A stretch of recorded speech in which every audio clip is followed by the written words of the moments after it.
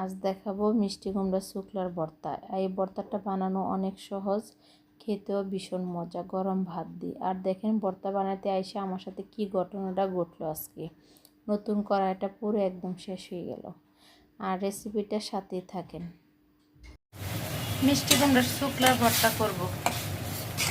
এই যে মিষ্টি কুমড়ার শুকলা নিয়েছি আর এই যে মিষ্টি কুমড়ার বিচির অংশটা নিয়েছি। এখন পরিমাণ মতো লবণ দিয়ে দিব, দিয়ে পানি দিয়ে একদম ভালো করে এটা সিদ্ধ করে পানিটা একদম শুকিয়ে নেব। ঢাকনা দিয়ে ঢেকে দিলাম।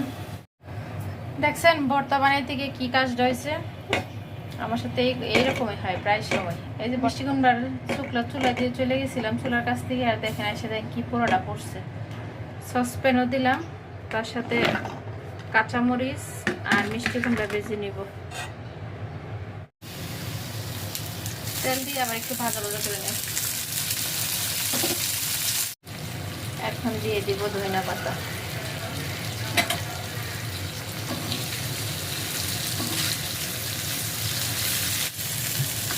নিচ দিয়ে একদম লেগে লেগে পোড়া পোড়া হয়ে গেছে, এখন নামিয়ে ফেলবো।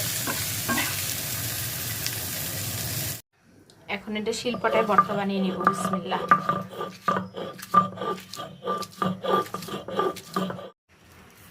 এখন পেঁয়াজগুলো বেশি একটা বাটবো না, হালকা হালকা করে নেব।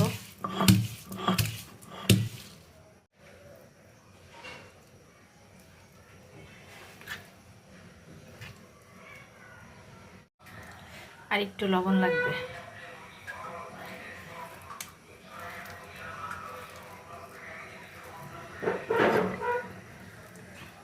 ভর্তা মানে সরিষার তেল।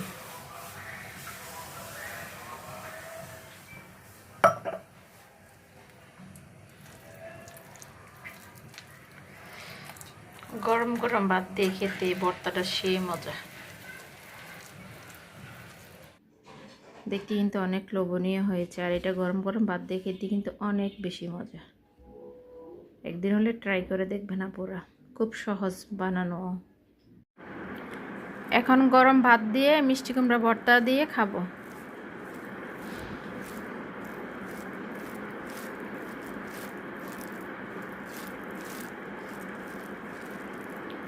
দেখেন ভাতটা কত লোভনীয় লাগতেছে। বিসমিল্লাহ।